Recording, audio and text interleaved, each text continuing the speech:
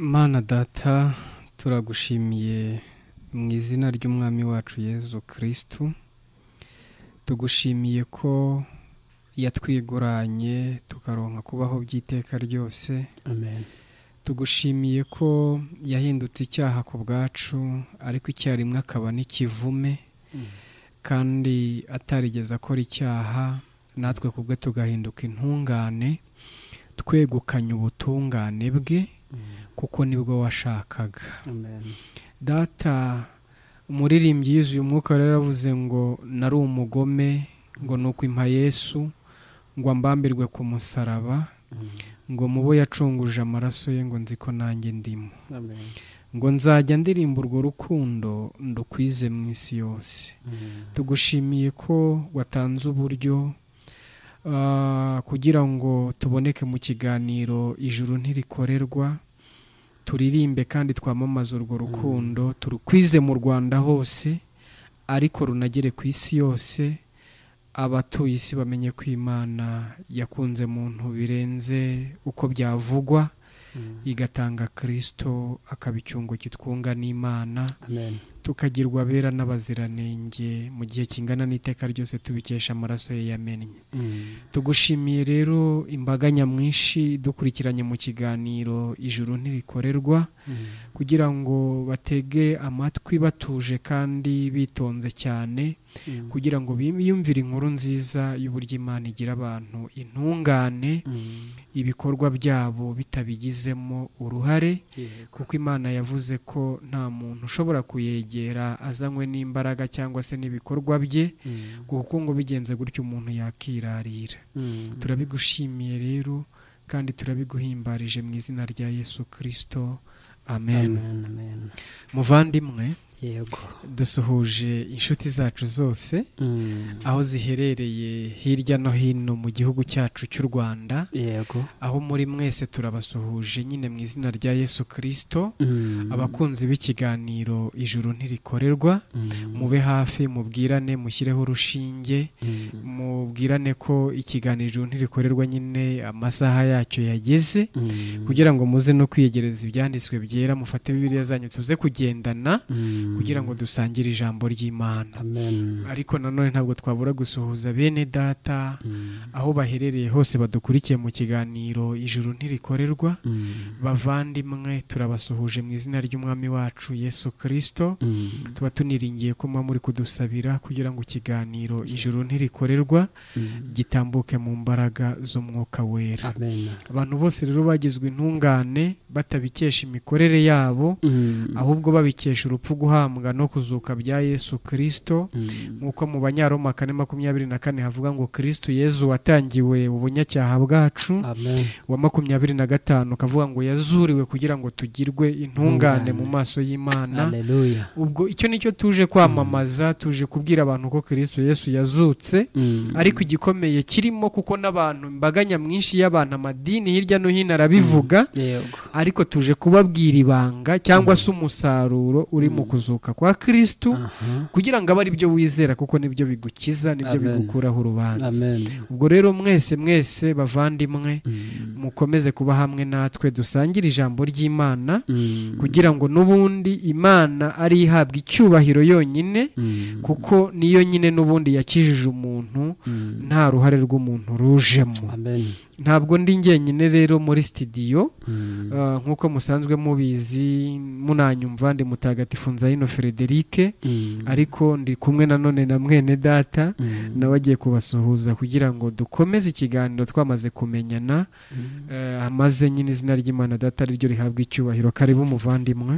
Imana iri mu ijuru iritegereza gutekereza kw'imitima y'abantu ukuntu ari mibi, iteka ryose ibona nta n'umwe uyitunganiye, kandi ntigibana n'uwanduye keretse uwera nk'uko yera, ibona nta n'ukundi bizashoboka, ihitamo kutwohereza Yesu ye. azana gukiranuka kutava Amen. ku mirimo ya muntu kuko ari mibi ahubwo nukwe yaduhereye ubuntu ye. Imana ishimwe na Yesu ashimwe kudutekereza twari twamaze kwandurira mwadamu igitegerejwe hari ukurimbuka. Imana ifata Yesu umeze nk'ukwirinda warabyemera imushyiraho ibyaha byacu byose natwe tubarwaho ubutungane bwe. Amen, amen. Urwo ruzinduko rwo kuza mu isi n'umwe wabonetse wujuje ibisabwa uwo ni Yesu. Ni nacyo gituma inzira ari imwe igera mu ijuru n'ukwizera uwo Yesu wadupfiriye akazuka ngo tugirwe intungane imbere y'Imana. Amen. Nubwo hari izindi nzira zinyurwamo nk'izo mu mirimo no mu madini zo ntizigerayo ntizizagerayo iyo ukuri no kwizera Yesu ye. Amen. Ikiganiro nijoro ntirikorerwa. Yego rwose. Tubahaye ikaze wabivuze mwene data. Yego.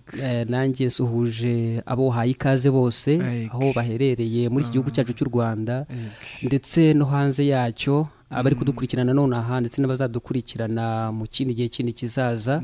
Ni ikiganiro nyine gikura abantu mu rujijo, ni ikiganiro gihishura ukuri kwahishwe imyaka myinshi cyane. Impamvu ko kuri guhishwa nuko nanone nyine ari umwanzi ubikora kugira ngo abantu bataza gusobanukirwa ukuri bakaza gukirwa bakaza gukizwa bakaba baramucitse. Ariko muri iki kiganiro ijoro ntirikorerwa niho duhishura uko kuri abantu bose bakabohoka bakamenya uburyo Imana igira abantu intungane imirimo n'imitungo yabo bitabigendeyemo. Yego rwose. Imana ishimwe cyane.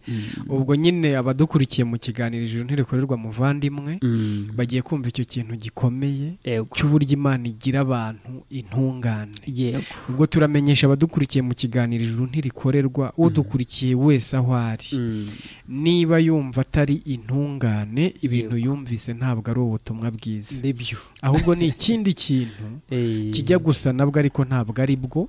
Kuko mu rwandiko Pawulo numwandikiye abari mu gice cya mbere ku murongo wa 16 aravuga ngo erega ubutumwa bwiza ntabwo bunkoza isoni. Amen. Kuko ubwabwo ni imbaraga y'Imana ihesha uwizera wese gukizwa. Yego. Ngo aho ntihaba umuyuda cyangwa se umugiriki. Yego rwose. Aho ntihaba umwisiraheli cyangwa abo mu yandi moko yo mu isi.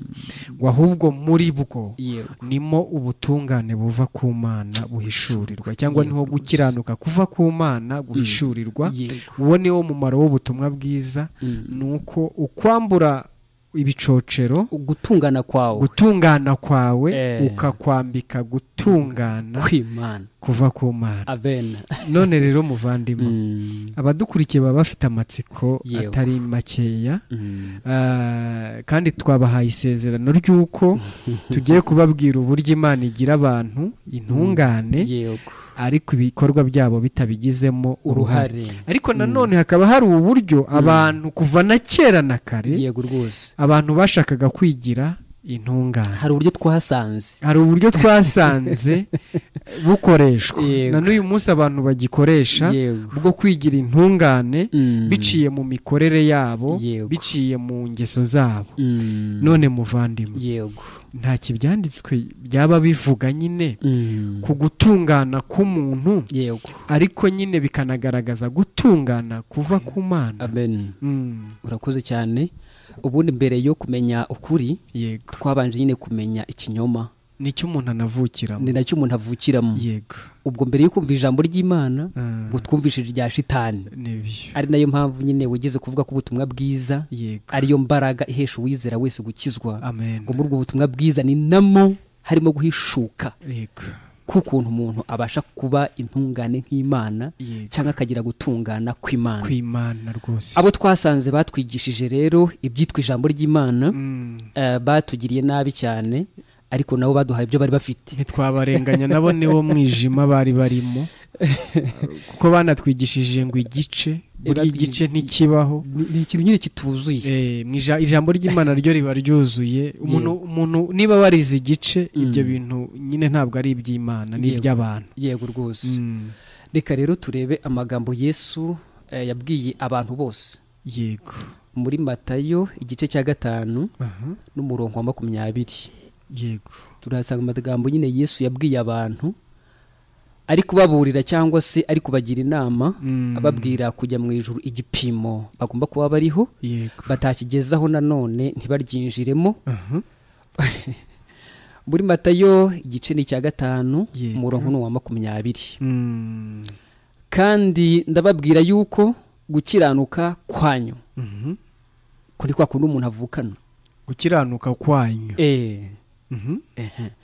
ni kutaruta uko banditsi nuko abafarisayo. Yego. Aba nabo barahari. Hari abanditsi hakaba n'abafarisayo, kandi abo bantu ni ibyitegererezo ku buryo ahubwo umuntu wese ahora yumva ashaka kugera kuri no rwego rw'aba bantu. Abo banditsi nabo bita ba dogiteri mu ijambo ry'Imana. Ba dogita. Abahanga bari muri za teolojiya, buriya bari abanditsi. Yego. Baba barakurikiwe n'imbaga nyamwinshi. Yego. None ngo hari ugukiranuka bafite. Yego. Imana yitubwira ko gukiranuka kw'abo bantu, umuntu ugufite cyangwa uri hasi yako ntago ashobora kujya mu ijuru keretse ufite ukurenza ukwabo ngabo, nako turaza kukuvuga. Nimutagira gukiranuka kw'abo banditsi nuko abafarisayo, mutazinjira mu bwami bwo mu ijuru. Imana ishimwe cyane. Hano ngiye mfite Bibiliya ntagatifu. Reka nsome mu Ivanjiri nyine nk'uko mwabivuze muvandimwe, nk'uko yanditswe na Matayo umutwe ni wa 5 umurongo ni wa 20. Yego. Abadukurikiye nabo nibaza ko bari kubikurikira neza cyane rwose. Umurongo wa 20 uravuga ngo reka kandi mbabwire, niba ubutungane bwanyu budasumba ubw'abigisha amategeko n'abafarisayi, ntabwo muzinjira mu ngoma y'ijuru. Imana ishimwe. Iyo ni Ivanjiri ntagatifu. Aragasingizwa Kristo. Ayo ni amagambo ya Yesu Kristo we ubwe yivugiye. Abadukurikiye imitima yabo nihugukira ibyo mu ijuru, bareka igipindi cy'abantu bari hano mu isi bagenzwa n'inda, bagenzwa no gushaka ibyo bashyira mu nda zabo gusa. Imana ishimwe kubera ko niyo yaduhishuriye ukuri kwayo. Yego. Mu gihe twari tumaze imyaka myinshi cyane duhishwe nanone n'ikinyoma cya shitani. Yego. Twavutse mu by'ukuri turi abanyabyaha, ariko ntitwari tuzi urwego ubunyabyaha bwacu buriho. Ni nacyo cyanatumaga twumva dufite urubanza ariko tutazi naho rukomoka. Yego. Uku gukiranuka kwa muntu Imana isobanuye mu by'ukuri kwabanjije ku mubyeyi wacu Adamu. Adamu munsi acumura ku Mana cyangwa tumviraga Imana, niwe wisanze yatandukanye n'Imana. Ibyo bimutera ubwoba, bimutera isoni, bimutera impungenge z'iherezo ryiwe. Urumva gutakaza Imana bingana burya nyine no kujya mu rupfu, buryo bupfuye. Yego. Adamu rero niwe wa mbere rero wabanje kuba umufarisayo. Uko niwe wa mbere wabanje kwihimbira gukiranuka kuva mu bikorwa byiwe. Uwo mubyeyi wacu rero twamuvutseho ameze gutyo, ari umunyabyaha, biturutse ku bwandu cyangwa se ku mwuka wa shitani yakiriye. Umuhindura umunyacyaha, atandukana n'Imana, ariko natwe urubyaro rwe tuba dutandukanye n'Imana. Nibyo rwose. Mu mikurire yacu twabayeho twifuza kongera kubana n'Imana nka kera, ariko biratuyoberwa aho twatandukaniye nayo. Ni nayo mpamvu twanagerageje kureba ukuntu twakongera kwisanisha n'Imana cyangwa kubana n'Imana biciye mu bikorwa byacu biranga. Mu mikurire yacu rero n'ubundi twakuze twegera bitwa abakozi b'Imana. Yego. Abitwa abakozi b'Imana, bakuru b'amadini. Mu by'ukuri nabo twarabegereye tugira ngo abanditsi. Burya buri dini rigira abafarisayo nk'aba bategetsi cyangwa se abayobozi baryo. Hano mu Bibiliya ntagatifu bavuze ngo na abanditsi nabigisha amategeko. Yego rwose. Ngo bivuze ngo na abantu bari kubwira abantu ko umuntu yajya mu ijuru ajyanyweyo n'ibikorwa by'uwo yitwa umwigisha mategeko. Kandi abanditsi bari abahanga, ni abahanga cyane, ni bamwe bigira abahanga muri za teolojiya, ariko ibyo bintu byose Imana yabiciriyeho iteka. Aho ushobora uvuze gutyo ko abanditsi ari bariya bajya no kwiga amashuri ahanitse cyane kugira ngo baze no gutinywa, bigire ibintu byinshi cyane baze kuba nk'abantu bahanitse. Ariko hari n'abatarize, tujye tubona mu madini atandukanye nabo ntibabibagiwe bavuze ko ari abafarisayo. Yego rwose nabo usanga bafite n'amakayi bari kwandikamo n'amadeni n'ibyo umuntu yiyemeje kujya mu rusengero. Hari igihe bagutera ubwoba tizana amafaranga nayo kugira Imana iguhereze umugisha, waba ntayo wazanye bakubwira ati ariko ushobora no kwiyemeza, ushobora no kwiyemeza kugira ngo uze gutahana umugisha. Nago abanditsi baba bahari ku buryo bahita bagushyira mu gitabo cyabo ugahiga nyine umuhigo bakawandika. Ariko ukuntu ugukiranuka bari kugutoza kuba bakubwira ko ibyo bintu uri gutanga biri kugera ku Mana, utanabitanze kandi waba uri kugirwaho n'urubanza ku Mana. Ukuntu ugukiranuka bari kugutoza ko mu mirimo yawe, ariko ngo ufite uko gukiranuka ntabwo yajya mu ijuru. Ubundi kiraho muvandimwe, iri jambo abafarisayi cyangwa abafarisayo ntabwo ari ikinyarwanda. Yego, ni ururimi rw'uruheburayo. Mu kinyarwanda bisobanura umuntu w'intungane mu ngeso ze zose. Yego, ni umuntu wera ariko bishingiye ku mirimo ye. Uwo niwe witwa umufarisayo. Ubwo turi kubwira abanyarwanda badukurikiye ko umuntu ushaka kujya mu ijuru ajyanyweyo n'imirimo ye ni umufarisayo. Ubwo ntimutekereze ko abafarisayo ari ababaga muri Isiraheli. Yego rwose, ahubwo umufarisayo niwe ushaka kwemerwa n'Imana bishingiye ku bikorere ye. wenda dushobora no gukoresha ikindi cyanditswe uvuze gutyo imico y'abafarisayo kugira ngo wenda umuntu ataza gutekereza ko ari abayisiraheli gusa. Nta nubwo bari abantu babi. Yego rwose, ntabwo bari babi, bari beza cyane mu ngeso. Ariko none kubera icyo Imana ibita indyarya nuko bagaragaza ibyiza imbere y'abantu, ariko ikabezi ko ari babi muri Adamu. Yego, n'abanyabyaha muri Adamu, ariko bakitwikiriza ishusho y'ibyiza. Ngo umuntu rero ufite uko gukiranuka kumeze nk'uko nguko ntago azajya mu ijuru. Ni n'umuntu uvuga ibyo adakora akanateruza abandi imitwaro idaterurwa, uwo adashobora no kuyikozaho imitwe y'intoki. Aho ni naho abantu baburiye utwabo. Mu gitabo cya Luka, yego, 16 umurongo wa 14, yego, umva imico cyangwa se ubuzima bw'abafarisayo uburyo Yesu ari kubusobanura kugira buri wese akomeze kwiyumvamo. Yego, abafarisayo kuko bari abakunzi b'ubutunzi, bumvise ibyo byose baramukoba cyane. Yego, arababwira ati mwebwe mukunda kwigira abakiranutsi imbere y'abantu. Umva imico yabo, n'abantu bakunda kwigira abakiranutsi imbere y'abantu, ariko Imana izi imitima yanyu, kuko icyogejwe imbere y'abantu ari kizira mu maso y'Imana. Muri Bibiliya ntagatifu baravuga 16 umurongo wa 14, aravuga ngo abafarisayi bikundira amafaranga. Niyo mico yabo, niyo mico yabo, nicyo kibaranga. Bumvise ibyo byose baramukwena. Yezu arababwira ati mukunda kwigira intungane mu maso y'abantu. Abafarisayo ubwo bumvikanye n'abantu bakunda kwigira beza, bakunda kwigira intungane mu maso y'abantu, ariko bishingiye ku bikorwa byabo. Ngo ariko Imana izi imitima yanyu, koko icyogejwe abantu, koko icyo abantu baha agaciro nicyo kiba kigayitse mu maso y'Imana. Cy'abantu bemera, cy'abantu barata, cy'abantu bashyira imbere, burya ngo bari ikizira mu maso y'Imana.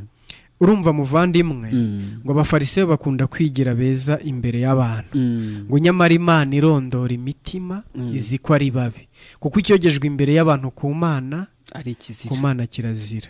Ase muvandi, aho warukomereje. Ubwo ubundi ububi buri mu mutima w'umuntu, ingano yabwo, nkuko Yezu yabivuze muri Matayo 15 n'undi ku murongo wa 19. Haravuga ngo nako 19 ku murongo wa 15, aravuga ngo umutima w'umuntu ni mwe ibibi byose biba. Yego rwose, mbese umutima w'umuntu ni uruganda rw'ibibi byose, aho biva bikagera.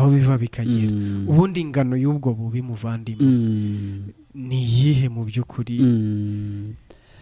Ngira ngo ni Yesaya, Imana yeretse ububi bwa muntu aranabyandika. Yego, yavuze ko mu gitabo cya Yesaya igice cya 64 umurongo wa 5, yaravuze ngo uhereye aho umuntu atangirira, aho umuntu guhera munsi y'ikirenge ukageza aho umusatsi urangirira, nta hazima. Ubwo birumvikana ko umuntu arangana n'ububi bwe. Yesaya 1:6. Yego, aho ngaho, yego, Yesaya uhereye mu bworo bw'ikirenge. Yego, ukagira mu gitwariro ngo nta hazima. ahubwo aho nari mvuze waravuga ngo kubera ko twahindutse abantu bahumanye ibikorwa byacu byitwa by'ubutabera cyangwa se ubutungane n'ubundi bw'umuntu bumeze nk'ibishwambagara bisize bizinga. birumvikana ko ingano y'umuntu ubwo umuntu arangana n'ububi bwe. Bibiliya ntagatifu iravuga ngo nyine ko abantu babaye abahumanye cyangwa banduye ngo n'ibyo umuntu yagerageje gutunganamo byose ku Mana bimeze nk'umwenda uri mu mwanda. ubu butungane bw'aba banditsi n'abafarizayi ku Mana bumeze nk'umwenda ariko nawe urimo imyanda mu maso y'Imana. Yego rwose. Ubwo gutungana k'umuntu niko twari turi kuvuga ibikorwa umuntu wese wumva azajyanwa mu ijuru n'ibyo yakoze. Buriya Yesu nawe ubutumwa yabwirizaga ni nk'ubungubu bwacu nko kujya mu ijuru bidakorerwa. Nubwo dukunda kubivuga abantu bakumva tumeze nk'abayobe, tumeze nk'abantu bakorera shitani, tumeze nk'abantu batari mu mwuka w'Imana, ariko ubundi kubera ko umwuka turimo utandukanye n'uwo abakorera ijuru baba bafite, ni ngombwa ko tumere nk'abayobye hashingiye ku myuka nyine ibitandukanye. Ariko urumva ko Imana yasobanuye uburyo impamvu umuntu atajya mu ijuru yarikoreye nuko ibikorwa byiwe byivanze mu ibyiza n'ibibi. Noneho Imana igafata iyo mvange yose ikayita mbi. Noneho abo bantu Imana yashyize mu gatebo kamwe ikabita abafarisayo. Abafarisayo twabonye ko ni umwuka wigira mwiza, ariko Imana ikabizi ko uwo muntu ari mubi. Muri Matayo bavuze ko baravuze ngo ni indyarya. Matayo 23:14 baravuga ngo mwebwe banditsi n'abafarisayo mwandyarya mwe muzabona ishyano kuko murya ingo z'abapfakazi kandi mukavuga amasengesho menshi y'urudaca muryarya, nicyo gituma muzacirwaho iteka riruta y'abandi. Barya ingo z'abapfakazi kandi ubwo umupfakazi abadukurikiye mu kiganiro ntirikorerwa bamwumve neza. Umupfakazi si wowe mudamu udafite umugabo, ahubwo umupfakazi ni umuntu utarabona gutungana kuruta uko abanditsi n'abafarisayi. Uwo muntu ni umupfakazi ahava akagera. Noneho rero abanditsi n'abafarisayi ba bishop bakuru Potere n'abandi kubera ko bo bikundira amafaranga n'icyubahiro no kwitwa ba rabi, ikintu bari bukore nuko barya zango z'abapfakazi. Ikintu bari bukore nyine ni ubwambuzi bushukana bwitirirwa Imana, bakakumaraho utwawe kandi tugashira utabonye n'ubutungane buruta ubwabo. Ukiri kuri uwo mupfakazi urumva abantu benshi bakunda guhamya ko Yesu yapfuye. Bose barabivuga. Ariko umuntu wese uhamya ko Yesu yapfuye ntavuge ko yazutse. Burya bari nk'umupfakazi kubera ko Yesu niwe mugabo. Yesu yarapfuye. Apfira kuko ibyaha by'abantu. Ariko niba utizera ko yazutse, ubwo nyine urumva ko uracyari umupfakazi kuko udafite umugabo nka Yesu. Kuko kuzuka kwa Yesu niko kwatugize intungane. Urumva ko iyo wizeye ko Yesu yapfuye akazuka, buri cyo gihe nyine ubu uri umugore ufite umugabo. Ariko iyo wizeye ko yapfuye gusa ukuvukira umunyabyaha, kuko kuzuka kwa Yesu kuko kwatugize intungane. Ubwo abapfakazi rero ni abantu nyine badafite Yesu, n'abantu bapfushije umugabo bakaba batakimufite nyine kuri ubu ngubu. Abo rero bararibwa cyane. Ugiye mu nsengero, mu misigiti, mu z'ubuhamya bwa Yehova n'andi masinagogi menshi cyane, ahantu hose yigishijwe iby'Imana, usanga ari abo bapfakazi buzuyemo. Ariko n'abafarisayo nanone bari kubarya utwo twabo, kandi bari kubarya ngo bavuga amasengesho menshi y'urudaca baryarya, bambaye amakanzu agera hasi y'umweru mu by'ukuri, ariko Imana yahishuye icyo babambariyeho ko n'ubundi ari ubushukanyi nk'ubwa shitani. Imana yavuze ko baba barimo ubumara nk'ubwinshira. Imana yavuze ko bafite umutima umwe wigeze kuvuga n'ubundi wuzuyemo nk'uruganda rw'ibyaha. Abari abambaye utugofero nyine, urumva shitani yagiye itanga uburyo bwinshi abantu bagenda bigiramo intungane. Ari amakazi y'umweru agera hasi, mu by'ukuri uramureba ukagira ngo uwo muntu ni intungane kubera ko gukiranuka yiyambitse. Abandi bagafite n'utugofero tw'umweru, abo nabo bagashakiramo gukiranuka. Abandi bakambara ibitambaro kubera ko iyo myambaro ari y'umweru, ahari batekereza ko ibyo Imana ishobora kubireberaho igatekereza ko ahari baba bahindutse kuko abera. Ariko iyo myambaro yose abantu bagenda biyambika nanone n'ubwo gukiranuka babihangira, kuko iyo barebye utabazi neza biri mu mutima wabo ubasitaraho. Yesu yavuze ko baba bameze nk'ibituro bisizingwa, umuntu asitaraho akaba nyine akaba araguye. Imana rero iba iri guhishura uburyo gukora kwa muntu kose ari ibyaha, uko umuntu yakwitwara. Wahindura imico yawe, wava ku byo waryaga ugahindura ibindi, wavaga ku byo wanywaga ukanywa ibindi, cyangwa se byose ukabiparika.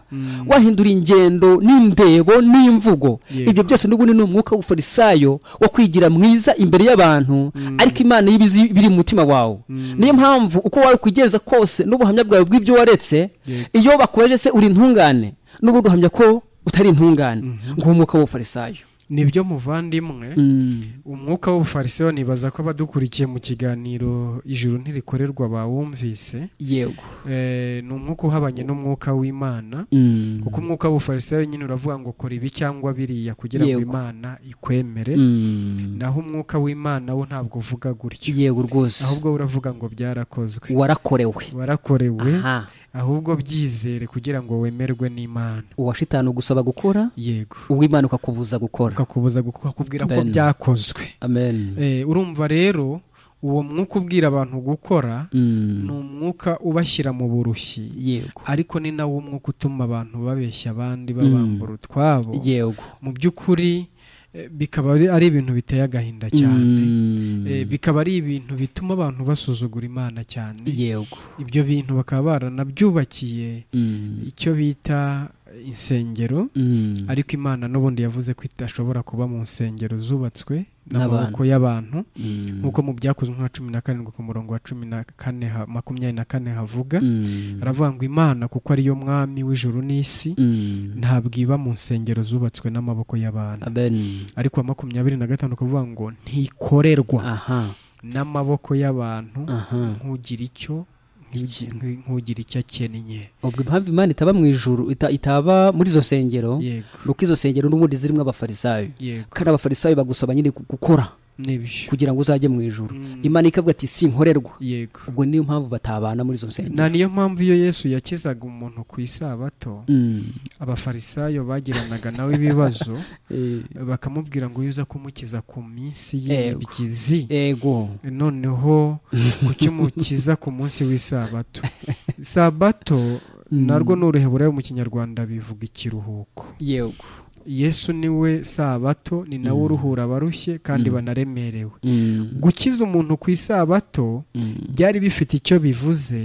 Ubwo Yesu yabaga avuze ngo ntibishoboka ko Imana yemera umuntu bishingiye ku bikorwa bye, ahubwo Imana yemera umuntu bishingiye ku byo Yesu yagize gute, yakoze. Noneho rero kuko abafarisayo b'indamu zabo bazikuraga mu kubeshya abantu ko umuntu ajya mu ijuru ajyanyweyo n'ibikorwa bye, niyo mpamvu bamubwiraga nyine ko agomba gukiza abantu mu minsi y'imibyizi. Iminsi y'imibyizi bivuga kujya mu ijuru ujyanyweyo n'ibikorwa byawe, naho gukira ku isabato byavugaga kujya mu ijuru ujyanyweyo n'ibyo Yesu yakoze. Ubu rero turi mu minsi nyine yo gukira no kujya mu ijuru umuntu ajyanyweyo n'ibyo Yesu yakoze, ibyo umuntu akora biteshejwe agaciro, bikuweho n'ibyo Yesu nyine yakoreye mwene muntu. None muvandimwe, abantu babyumvise neza ko ikibazo umuntu nyine anafite ari ubwo buryo yavutse yononekaye, nk'uko mwabisobanurira abadukurikiye mu kiganiro ijuru ntirikorerwa, aho twabonye nyine ngo uhereye mu bworo bw'ikirenge bwa muntu ukagera mu mutwe nta hazima, hose ni ibisebe binuka bitigeze bikandwa habe no kubobezwa amavuta. Ubwo nibwo buryo twari twangiritsemo, kandi ku kigero gikabije cyane. Noneho rero ubwo bwononekare bugahita bukuraho ikintu nanone abantu bibeshyaho cyitwa icyaha, batekereza ko bimwe bakoze ari icyaha, ahubwo nyine ubwo turi kubona ko icyaha noneho atari igikorwa, ahubwo ari kavukire y'umuntu. Umuntu we ubwe kavukire yirahagije kuko aba ari umunyacyaha w'ibyaha byose. Ubwo icyaha ni umuntu we, ni umuntu we ubwe, nk'uko inshuti zacu zikunda kubyumviriza mu kiganiro ijuru ntirikorerwa. Noneho rero muvandimwe, twabonye ko Imana iri kuvuga ko ngo abantu nibatagira gukiranuka cyangwa ubutungane buruta ubw'abanditsi ndetse n'ubw'abafarisayo. Twasezeranyije abadukurikiye mu kiganiro ijuru ntirikorerwa ko turi bubabwire ubutungane buruta ubw'abanditsi n'abafarisayo. Ubwo butungane nyine ni ubuhe? Urakoze cyane. Dufatikanye tubwire abadukurikiye ubwo butungane. Urakoze cyane. mu gitabo Pawulo yandikiye Abanyaroma igice cya 3:21 baravuga ngo ariko noneho hariho gukiranuka kw'Imana kwahishuwe. Gukiranuka kw'Imana, yego, gukiranuka kw'Imana kwarahishuwe, yego, kudaheshejwe n'amategeko, nubwo amategeko n'ibyahanuwe ari byo biguhamya. Ngo niko gukiranuka kw'Imana abizeye bose baheshwa no kwizera Yesu Kristo ari nta tandukaniro, kuko bose bakoze ibyaha ntibashyikira ubwiza bw'Imana, ahubwo batsindishirizwa n'ubuntu bwayo ibibahereye ubusa kubwo gucungurwa kubonerwa muri Yesu Kristo. Amen. Muri Bibiliya ntagatifu aravuga ngo ubu ngubu ariko ubutungane bw'Imana bwarahishuwe hatagombye amategeko. Yego. Intangamugabo ni amategeko n'abahanuzi. Ni ubutungane bw'Imana butangwa no kwemera Yesu Kristo, bukaba bugenewe abemera bose nta vangura, kuko bose bagomye bakivutsa ikuzo ry'Imana. Yego. Ariko bahabwa kuba intungane n'ineza yayo ku buntu babikesha gucungurwa na Kristo Yesu. Haleluya. Aha, urumva ko noneho Imana irabisobanuye. Yego. Ivuze ko hari ugukiranuka kwayo cyangwa se ubutungane bwayo bwari buhishwe, yego, ariko aza kubuhishura ikoresheje Kristo Yesu. Amen. Nuvuga ngo Yesu niwe waje ari we gukiranuka kw'Imana. Niwe utarigeze akora icyaha, niwe utagikora, niwe utazanagikora. Yaje mu isi aza ari Imana, ariko biba ngombwa ko yambarira umubiri muri Mariya, ndetse uwo mubiri kwari kugira ngo awukiranukemo. Amen. Yerekane gukiranuka Imana yifuzaga. Yambara umubiri ntiyakora icyaha habe na kimwe. Niyo mpamvu bamujyanye no kwa Pilato bakamucekinga, amategeko akagerageza. Intangamugabo. Yego. Uriya Pilato niwe wari amategeko. Yego. Kuko yamucekinze akoresheje uwo ni nawe mugabo. Ni umugabo wo kubihamya ko yasanze nta cyaha na kimwe afite. Yego. Na Petero yarabivuze ngo nta cyaha yigeze akora, nta n'uburiganya bwabonetse mu kanwa ke. Yego. Yesu rero niwe waje ari gukiranuka kw'Imana, ariko ni nawe wari ukenewe nyine kugira ngo atubere gukiranuka. Amen. Muri iyo myaka Yesu yamaze mu isi yambaye umubiri, ntigeze akora icyaha habe na kimwe, kuva yavuka kugeza kiriya gihe apfiriye. Nyamara twebwe twavutse dufite ibyaha, dukura n'ubundi tubikora, tubaho tubyibonaho. Ariko Yesu we nta na kimwe yigeze akora, nta n'icyo yigeze asabira imbabazi ko ntacyo yakoze. Noneho urebe ubuzima twabayemo, urebe n'ubwo Yesu yabayemo. Yesu rero ko nta cyaha yigeze akora, niwe nyine wari ufite gukiranuka Imana yemeraga. Amen. Utameze gutyo, uko ni nako gukiranuka kwavuzwe ngo udafite uko nguko. Burya ukuruta uko abantu beza mu isi ni uko Yesu gusa. Ubutungane buruta ubw'abadive. Yego. Ubw'adeperi. Yego. Ubwa Katolike. N'ubw'abasilamu. Ubw'abagorozi. N'ubw'abagorozi. N'ubw'abayehova. N'Abangirikani. N'ubw'Abangirikani. Mbese amadini yose n'amazina agiye afite. N'imico yabo yose. Nimutagira gutungana kuruta. Ukwabo bose. Ukwabo bose. N'abandi bose tutavuze. Ntawarijyamo. Aha. Yego. Gukiranuka kwa Yesu konyine niko kuri hejuru y'ibyo byose tumaze kuvuga. Yego. Buri dini ryihangira gukiranuka kwaryo. Riba rifite ukwaryo gukiranuka. Ikiranga ntego cyabo. Ugasanga ubukirisitu bw'iri dini butandukanye n'ubukirisitu bwo muri ririya. Kandi bose bavuga ko ngo bajya mu ijuru rimwe. Yego. Ariko iyo wegereye umuka mubaza ati se uri ntungane, usengera ibunaka, akubwira ko nta ntungane ibaho. Wakwegera usengera mu rindi nakakubwira ko nta ntungane ibaho. Ntumva ko ari abanyabyaha kimwe, bose ni kimwe, kandi bafite imico bagiye bagerageza gutandukanya, ariko imitima yabo ni imwe, kuko aho yanduriye ni hamwe. Ni nacyo gituma mu ijuru hatazajyayo umuntu usengera ibunaka. Abantu ntibava aho basengera, ahubwo ahubwo bajye kuri Yesu. Niwe rusengero, ariko ni nawe gukiranuka kwacu. Niyo mpamvu Imana yamwohereje rero kugira ngo yiyambure gutungana kwe, narangiza akuduhereze uko gutungana yiyambuye. Yego. Ariko kwe niko kuruta uko abanditsi nuko abafarisayo n'abafarisayo. Yego, ndabyumva neza. Ari kumvikana neza. Nuko ngo gukiranuka kwa Yesu ni ibikorwa Yesu yakoze bitagira icyaha. Yego. Noneho ibyo yabikoze atari kubyikorera, ahubwo maze kubikora no kubinonosora neza, hamaze no gusuzumwa neza ubuziranenge, maze kubisuzuma ko byuzuye, nibwo Imana yabitubazeho. Imaze kubitubaraho, nabwo ifata ibyacu byanduye ibimubaraho. Niyo mpamvu bisaba ko umuntu yizera ibyo ngibyo Imana yakoze ikoresheje ukoresheje Yesu Yego. noneho ingorane ikabirabonetse ukazajyanwa mu ijuru no kwizera ibyo Yesu yagukoreye. Yego. uko niko gukiranuka kurenze uko aba bantu bitwa beza twavuze. noneho uko niko kuguhesha kwemerwa n'Imana ukaba hano mu isi utanikandagira. Yego. uziko isaha n'isaha upfuye uvuye muri buno buzima wajya mu ijuru ukaba udafite ubwoba na bukeye. Yego. Mu Bakorinto ba kabiri 9:9 haranditse ngo kuko byanditswe ngo yaranyanyagije abantu gukiranuka kwe guhoraho iteka ryose. Amen, amen. uko niko gukiranuka guhesha umuntu kujya mu ijuru. Yego. niko kureza uko banditse nuko abafarisayo niko abantu bakeneye kudaheshwa n'idini, kudaheshwa n'amaturo, Yego. kudaheshwa n'ibyacumi, kwiriza ubusa wapi, so peretensiya no n'ibindi bintu byinshi cyane abantu bakomeza kuvunwa nabyo. Yego. nyamara bikabaheza mu bubata gukumva bakira abanyabyakuru n'igihe bazapfira. Nibyo muvandimwe, uku gutungana cyangwa uku gukiranuka kuruta uko abanditsi n'abafarisayo nta dini ibaho ikugira. Yego. nta n'izakubona. Yego. nta kintu wakora ngo uguhabwe, ahubwo idini irakubuza. nta mafaranga wagira ngo uyatange ubone uku gutungana kuruta uko abanditsi n'abafarisayo. kandi niko ukeneye kugira ngo winjire mu ngoma y'Imana. ubwo rero wowe udukurikiye mu kiganiro ijuru ntirikorerwa wabyumvise ko ari ugukiranuka kwa Kristo Yesu. mugani wa rya jambo mwene data Pawulo yahishuriwe mu rwandiko rw'Ikorinto rwa 2:5 ku murongo wa 19. uwo murongo uravuga ngo kuko muri Kristo Yesu ari mu Imana yiyungiye n'abantu bari mu isi ngo ntiyabikibabaraho ibicumuro byabo. Amen. uwa 21 ukavuga ngo kuko ngo utigeze kumenya icyaha. uwo ni Yesu. Yesu niwe utarigeze kumenya icyaha. buriya nko muri Bibiliya y'Urugiriki ririya jambo rivuga ngo kuko utigeze kumenya icyaha rirasobanura ngo na Yesu we ubwe yari yiyizimo ko muri we nta cyaha kibamo, kuko yasanzwe ari Imana. yari abyiyizimo ko muri we mu mubiri we nta cyaha kibamo.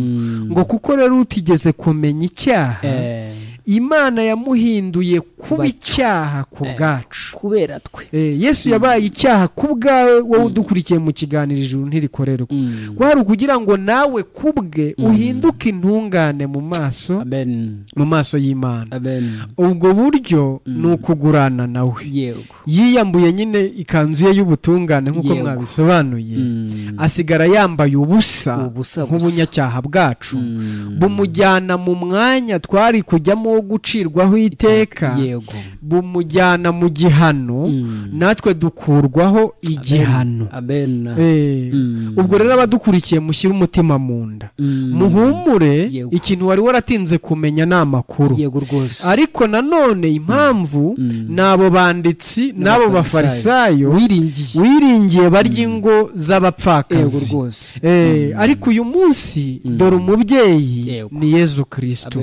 niwe mubyeyi wiyambuye gutungana kwe kugira ngo akukwambike, nawe asigara yambaye ubusa nk'ubunyacyaha bwawe, bumujyana mu gihano wari ukwiriye. ubwo rero muvandimwe, kubera ko turi kwerekeza ku guhe abadukurikiye umurongo, ubwo babe hafi baduhamagare bashima Imana, batubwire niba babonye gutungana cyangwa gukiranuka kuruta uko abanditsi n'uko abafarisayo. ubwo turi guhamagarira abapadiri, turi guhamagarira abapasiteri, turi guhamagarira aba bishop, turi guhamagarira ba shehe na bamwe bavuga ko ari ba potere. mushyire hasi umwanda, mushyire hasi umucafu witwa gukiranuka kwanyu. Yesu abambike gukiranuka kwe, ni uri hejuru ya byose. ubwo niyo mpamvu abantu bazabana n'Imana bazaba bambaye umwambaro umwe witwa gukiranuka kwande, gukiranuka kwa Yesu. ubwo niyo mpamvu abantu bose bahita bareshya cyane, ntabwo hongera kuzamwe ibyiciro. nta mayisikariye arimo, nta n'ubusumbane nta busumbane buzamo, keretse ku bantu gusa. ariko Imana yavuze ngo bose bakoze ibyaha ntibashyikira ubwiza bw'Imana. padiri arambara gutungana kwa Kristo, n'uwo yaryaga ibye nawe yambare gutungana kwande kwa Kristo. noneho abantu bose bibera abana b'Imana, bibanire mu mahoro. ubu mu kiganiro ijuru ntirikorerwa hagize n'umukuru w'idini wazagira ikibazo, twazamuha ubwo abadukurikiye yazaza hano mu kiganiro cyane rwose tukamuha ijambo akatunyomoza akatubwira ubundi buryo umuntu ashobora guhinguka imbere y'Imana cyangwa ubundi buryo umuntu yabona gutungana kuruta uko abanditsi nuko abafarisayo kuko niko kwemerera umuntu kubana n'Imana. Muvandimwe rero Yesu yaratwiguranye agiye mu mwanya wacu natwe tujya mu mwanya we. Muhagarike kubeshya abantu, nibyo rwose. Ijuru ni ubuntu tirikorerwa. Mu Baroma batubwiye ngo batsindishirizwa n'ubuntu bwayo. Yego. Ibi bahereye ubusa. Samaturo. Samaturo amafaranga n'amasheke. Reka da. Ngo kubwo gucungurwa kubonerwa muri Kristo Yesu. Uyu muti y'umweye ni umuti uhura n'indwara. Umuntu arwaye mu mutima yitwa icyaha. Iyo wizeye ko urupfu guhambwa no kuzuka bya Kristo ko byagukuyeho urubanza, uhita uba intungane mu maso y'Imana, ariko ukabunakiza indwara yitwa icyaha, ukabukiza ariko n'abavuzi, ukabukize n'abavuzi bomora uruguma rw'abantu b'Imana baruca hejuru, abashimiste rwose. Ubwo rero muvandimwe, twirukanye wa mwuka. Yego, nibyo tugiye kubaha umurongo. Twirukanye wa mwuka uvuga ngo Yesu cyangwa Yesu ubwo yari ari ku musaraba ngo ko yari yambaye urubindo. Dutanze itangazo mu kiganiro ijuru ntirikorerwa. Umwuka ubeshya abantu ko Yesu ari ku musaraba yari yambaye urubindo, akaba ari nayo nyigisho y'abanditsi n'abafarisayo, akaba ari nayo nyigisha amadini yigisha. Uwo mwuka uturuka kuri Satani, kuko ubusobanuye ngo Yesu yatanze gukiranuka ku gice. Ubwo nyine urumva yatanze gukiranuka kw'igice, ubunyacyaha bw'umuntu yabutwaye igice kugira ngo ikindi gice kizamurimbuze cyangwa yirwaneho. Aho niho babibira abantu. Aho niho abantu babakorera mu mifuka.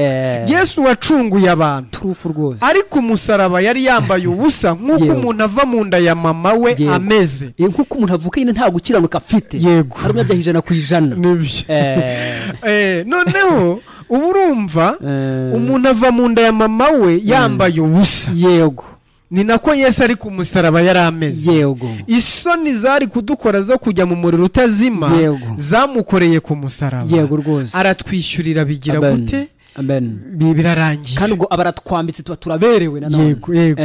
Ubwo abadukurikiye rero bamenye ngo inshuti yacu menya ngo yiyambuye gutungana kwe arakukwambika. Yego rwose. Yambara ubusa nk'ubunyacyaha bwawe bwose bumujyana mu gihano wari ukwiriye. Ako kanya ubwo ubyizeye ubuhise ukurwaho urubanza. Yego rwose. Ububaye umwana w'Imana. Ubuvutse bwa kabiri. Ukabaye intungane nk'Imana. Ubwo rero uko gutungana kuruta uko banditse n'abafarisayo, twizere ko abantu badukurikiye bakugabanye. Yesu yabaye icyaha ku bwacu, nta cyaha yakoze, natwe kubwe duhinduka intungane kubwe, ntacyo gutungana nguko gutungana twari dukeneye. Yego rwose, ni nako abantu bose bari mu isi bakeneye kugira ngo bibahishe kubana n'Imana. None rero muvandimwe, haba dukurikiye umurongo boherezaho ubutumwa bugufi 0782 71 indi 8229. Basubiriremo 0782 71 indi 8229. Aho niho mugiye kohereza ubutumwa bugufi. Mu kanya tugiye kubaha iyo muduhamagaraho kugira ngo dusangire iminota isigaye mushima Imana nyine mu kiganiro ijuru ntirikorerwa. Inshuti zacu mudukurikiye mu kiganiro ijuru ntirikorerwa, mugiye kuduhamagara kuri 07 88 54 15 02 07 88 54 15 02. muduhamagare dusangire ijambo. Mwakiro wa mbere muvandimwe. Allo Fine FM. Fine FM, allo. Allo Fine FM. Fine FM, allo. Turabumva. Yego, muri bande muherereye hehe? Yego, Rurangwa.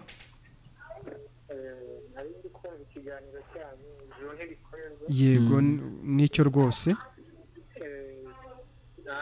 nagikurikiranye rwose nanjye najyaga nibaza ndetse koko barikorera gute.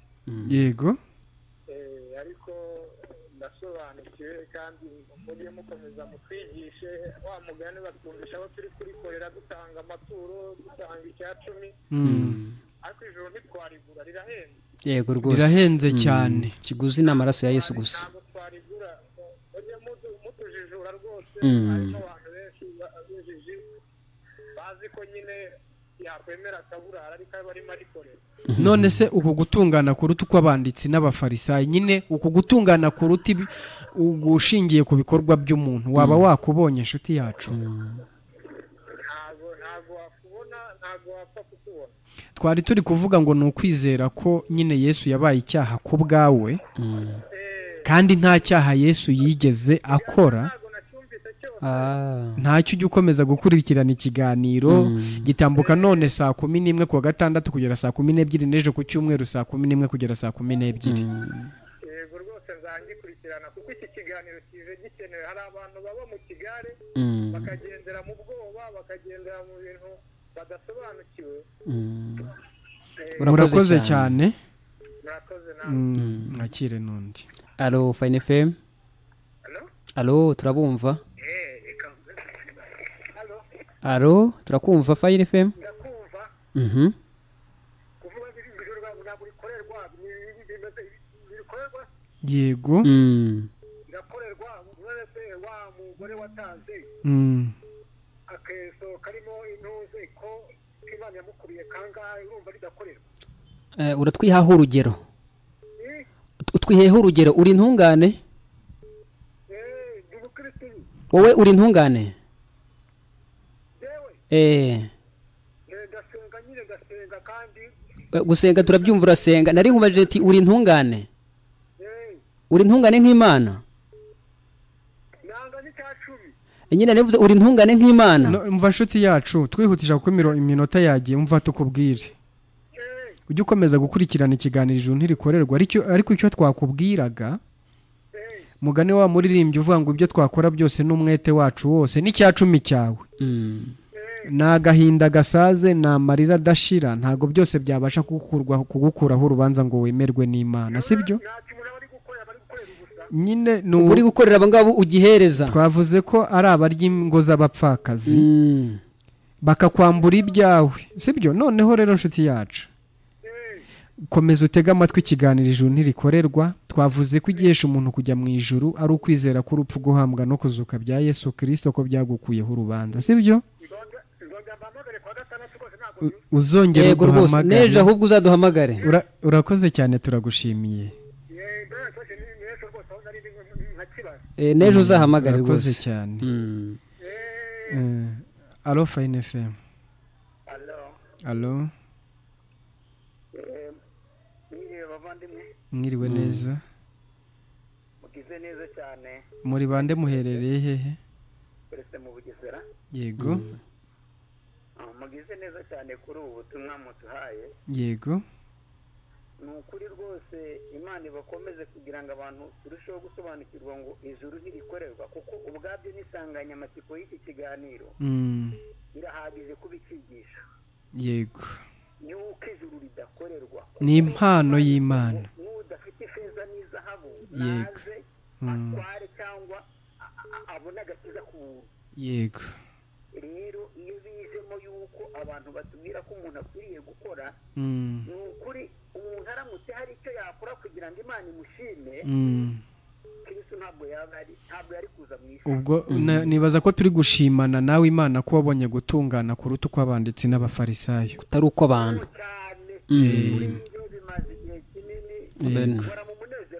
urakoze cyane. Ngaho komeza unezerwe ko Yesu yakwiguranye ukaronka kubaho by'iteka ryose kandi ukomeze wamamaza urwo rukundo rw'Imana rukwize muri Bugesera hose ngo wambuke no hakurya za Burundi.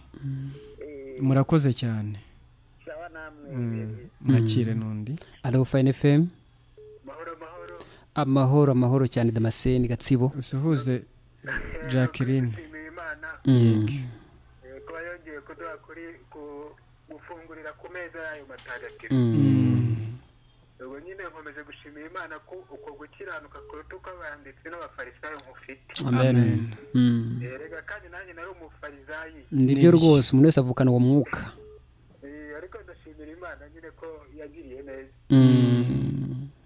Kuri bavandimwe bacu tuba turi kumwe kandi ndashima Imana ko ijambo ryayo ryumva naryo kuryumva ni ubuntu bw'Imana. Yego rwose. Kubyumva ukabimenya. N'umuvandimwe reka baramutse maze duharire abandi. Turabaramukije abavandimwe. Turahoro mushiki wacu. Amahoro mu izina rya Yesu Kristo Jacqueline. Yego rwose mukomeze mwamamaza iyo nkuru. Yego. Yesu yabirangirije ku musaraba. Nibyo rwose. Babimenye nuko bashima Imana. Nibyo. Nibaruhuke. Nibyo. Yego. Murakoze ku musanzu. Nibagirire Kristo icyizere. Yego muvandimwe, kandi abantu bari mu Mutara za Gatsibo hose Iburasirazuba mwese turabasuhuje. Hari ubutungane buruta bw'abanditsi n'abafarisayo bwabonetse, ni mwizere rwose. Buri wese arabugabana akabaho mu munezero. Yego amina. Murakoze. Allo Fine FM. Allo? Oui, allo? Turakumva neza. Mwiriwe muri bande muherereye hehe? Yego Clement. Ngayihutishe Clementine. Nanjye ndahamagaye ngo mbashimire. Yego. Hari igihe tugendera mu Kigali tutazi ibyo ari byo rwose. Abantu bakatubwira ngo gutanga icya 10 n'amaturo ngo nibyo biduhesha imigisha izatujyana mu ijuru. Ibyo bintu ni ibinyoma bikomeye cyane. Ariko menye neza ko byose byarangiriye ku musaraba. Gutungana kuruta uko abanditsi n'abafarisayo wakubonye. Yesu yabaye icyaha ku bwawe, nta cyaha yigeze akora. Nawe kugira ngo kubwo uhinduke intungane uhawe gutungana kwe. Nkuko rero yabaye icyaha nta cye kirimo, niko nawe ubintungane nta cyawe kirimo, mukaba muraguranye. Ibyo iyo umuntu abyizeye abavutse ubwa kabiri ku Mana, ako kanya ahita anahabwa Roho Mutagatifu cyangwa se Umwuka Wera. Ngaho rero nezerwa unejejwe nuko nyine yakwiguranye ukaronka kubaho by'iteka ryose. Murakoze cyane. Mwakire. Allo Fine FM. Allo? Ahimbazwe iteka turabumva. Muravugana na Batista. Yego Batista uhereye Indera. Yego. Yabo muri twigisha nabyumvishije. Yego. Niba kandi yaryoshye. Nagera y'amasomo najya ariko nkabona iteka ryose muratsindwa n'ijambo ry'Imana. Ngayihutisha iminota yagiye bari ku murongo ni benshi tubwire icyo ukuyemo. Ubwo rero namaze kumenya ko iteka ryose usibye Yesu akagirira ubuntu tukababarirwa, nawe ubundi twe turabameze. Zamura ijwi. Uracyari umunyabyaha? Icyo twavugaga nyine inshuti yacu, kugira ngo uyu munsi urarane n'umunezero, ni uko umenya ko nyine yagiye mu mwanya w'ubunyacyaha nawe kugira ngo ujye mu mwanya wo gukiranuka, sibyo? Uhumura, shyira umutima mu nda. Twasomye mu rwa 2 Korinto 5:19 ravuga ngo kuko muri Kristo Yesu ari mu Imana yiyungiye nawe, n'abari mu isi ntiyabikibabaraho ubunyacyaha bwabo, sibyo? Wishingikirize kuri icyo. Wishingikirize kuri Imana ubwayo ntikikubaraho ubunyacyaha bwayo kuko yabubaze kuri Kristo mu bwiyunge, none uracyabwibaraho. Ibyo bintu birakuzanira umunezero n'amahoro, binahindura imibereho yawe ubireba. Yego rwose. Urakoze cyane. Murakoze. Mwakire n'undi. Allo Fine FM. Oui, turabumva muherereye he? Yego Nyamirambo turabumva. Ufite urwego ukiranuka wowe? Ukiranuka nyine furaho gusanzwe. Uko Imana si cyangwa ko abantu? Oya. No kwimana. yego nawe urumva uri intungane oya ubwo urumva ufite kuko abantu rero noneho rero inshuti yacu sibyo shyira umutima mu nda utuze ufate ibintu byose wabwiwe byitwa iby'Imana ubishyire hasi ubu tuvugana wumve ko ibintu byose wabwiwe ari ibinyoma noneho wizere ko Yesu yahindutse icyaha ku bwawe kandi nta cyaha yigeze akora kugira ngo nawe kubwo uhinduke umukiranutsi imbere y'Imana nawe ntacyo gukiranuka wigeze uhawe gukiranuka sibyo ubarweho ibitari ibyawe twabonye ku musaraba ko Yesu yiyambuye ikanzu ye yo gukiranuka kugira ngo ayikwambike kandi niko byagenze asigara yambaye ubusa nk'ubunyacyaha bwawe bumujyana mu gihano wari ukwiriye kugira ngo nawe ikanzu ye iguheshe kujya mu ijuru ubeho ubuzima bw'umunezero imbere y'Imana. Amen. Twabonye ko umuntu abyizeye ako kanya bavutse bwa kabiri ari nabwo ahabwa umwuka wera cyangwa roho mutagatifu. Mugani umuntu umaze gutagatifuzwa akarangwa n'amahoro si by'ijuru ni iryawe ku bwa Kristo nshuti yacu. murakoze cyane. Yego. Na Erika rimwigisha nari njyanye na Erika ryumva ati ikintu cya mbere cyankoze mu matwi kikanumva cyanashimisha yaba abapasiteri benshi bari kubyumva bamwe bashaka indonke ukajya kurya biriya by'abapfakazi buriya ntabwo ari byiza cyane. Umuntu wese utari intungane ku bwa Kristo Yesu ni umupfakazi niko ijambo ry'Imana rimwita. Ubwo rero iyo umuntu yabonye uko gutungana ahubwo nyine urumva nta muntu wongera kumubeshya kuko nta wakubwira ngo zana amafaranga ngo Imana ikwemere ubuzi neza ko yamaze kukwemera bishingiye ku rupfu guhambwa no kuzuka bya Kristo ubwo yamenaga amaraso ye. Ahubwo baho ubuzima bw'umunezero nyine wumva muri wowe nyine unejejwe nuko uri umwana w'Imana. Ngaho tuza umutima ugubwe neza kuko impamvu yo kugubwa neza irahari nuko Yesu yamennye amaraso ye ugakurwaho urubanza.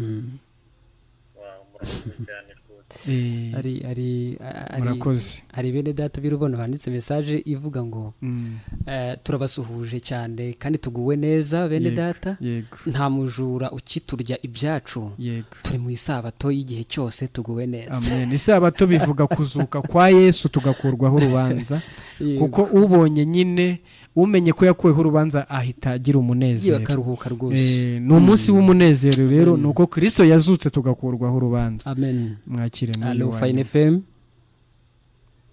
mwiriwe neza hasigaye umunota umwe ihutishe shoti yacu.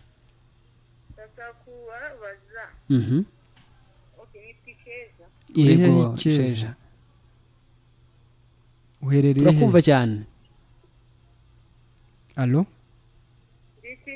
yego ngaho ihutishe shoti yacu. Yego ikibazo ko muvuga ngo Yesu yatubambira ibyaha abantu nta byaha bafite aho yavuga nkawe wowe ubwawe nyine wumva ntabyo ufite kubwanjye nkora ibyaha ariko ibyaha ntabwo Imana yanga umunyabyaha Imana.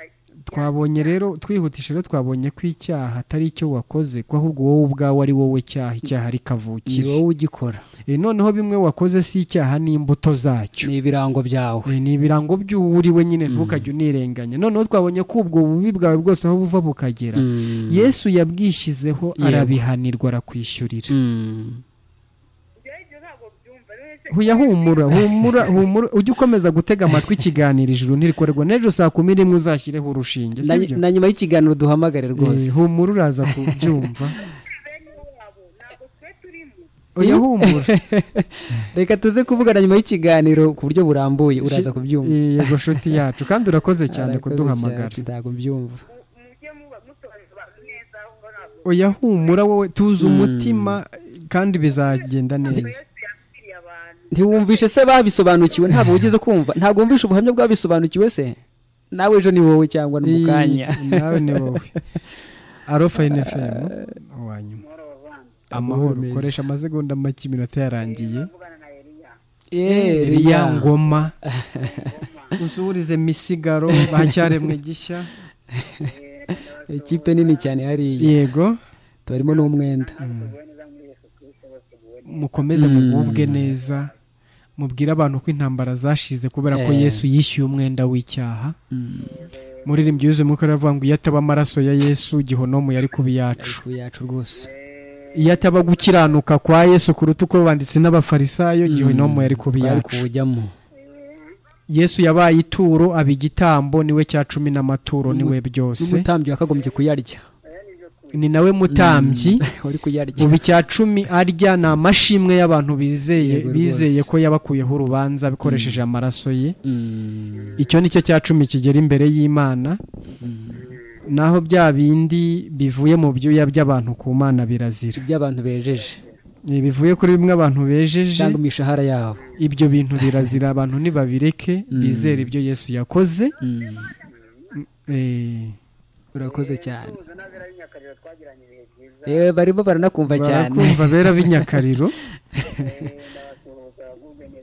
Yego urakoze cyane. Amen rwose. Murakoze cyane. Nangu murakoze. Muvandi twashimira abadukurikiye mu kiganiro Ijuru ntirikorerwa, tubibutsa ko abagifatiye hagati bakomeza gukurikirana ibiganiro byacu kuri YouTube channel yitwa Ijuru ntirikorerwa TV. Iyo YouTube channel yitwa Ijuru ntirikorerwa TV muyisure, murasangaho bene data bagiye batandukanye bakomeze nyine kubaganirira, bababwira nyine igihesha umuntu kujya mu ijuru, ko atari ibyo akora ko ahubwo ari ibyo Yesu yakoze. Kuko umuntu wese twabonye kubwira abantu ko umuntu yajya mu ijuru ajyanyweyo n'imikorere ye, kabonwe naho wateranyaho ibyo Yesu yakoze, ko uwo muntu ari uburyo ni umwanzi w'Imana, ni uburyo yikundira amafaranga, ni uburyo bwo kugira ngo acuze abantu twabo abakoze mu mifuka, nta kindi agamije. Muvandugure wasezera bari badukurikiye. Nabashimira cyane nyine abaduteza amatwi bose, kandi mukomeze musubire mu byo twavuze, ari byanditswe twasomye byose birakomeza kubabera ibihamya. Twararikira no ku munsi w'ejo nabwo ikiganiro nyine ni 11:00. Munasura n'izo channel dufite, no wakwifuza ko twamushyira kuri group ya WhatsApp. N'ubundi mwakomeza kutwandikira no kuduhamagara 0782 71 indi 82 29. Murakoze kandi Imana ibarinde. Mana Data, turagushimiye mu izina ry'umwami wacu Yesu Kristo. Tugushimiye ko yatwiguranye tukaronka kubaho by'iteka ryose. Amen. Tugushimiye ko yahindutse icyaha ku bwacu, ariko icyarimwe akaba n'ikivume, kandi atarigeze akora icyaha, natwe kubwe tugahinduka intungane, twegukanye ubutungane bwe, kuko nibwo washakaga. Amen. Data, umuririmbyi yuzuye umwuka rero avuze ngo nari umugome, ngo nuko impa Yesu, ngo ambambirwe ku musaraba, ngo mubo yacunguje amaraso ye, ngo nzi ko nanjye ndimo. Amen. Ngo nzajya ndirimba urwo rukundo ndukwize mu isi yose. Tugushimiye ko watanze uburyo kugira ngo tuboneke mu kiganiro Ijuru ntirikorerwa, turirimbe kandi twamamaza urwo rukundo, turukwize mu Rwanda hose, ariko runagere ku isi yose. Abatuye isi bamenye ko Imana yakunze muntu birenze uko byavugwa, igatanga Kristo akaba icyungo kitwunga n'Imana. Amen. Tukagirwa abera n'abaziranenge mu gihe kingana n'iteka ryose tubikesha amaraso ye yamennye. Tugushimiye rero imbaga nyamwinshi dukurikiranye mu kiganiro Ijuru ntirikorerwa, kugira ngo batege amatwi batuje kandi bitonze cyane, kugira ngo biyumvire inkuru nziza y'uburyo Imana igira abantu intungane, ibikorwa byabo bitabigizemo uruhare.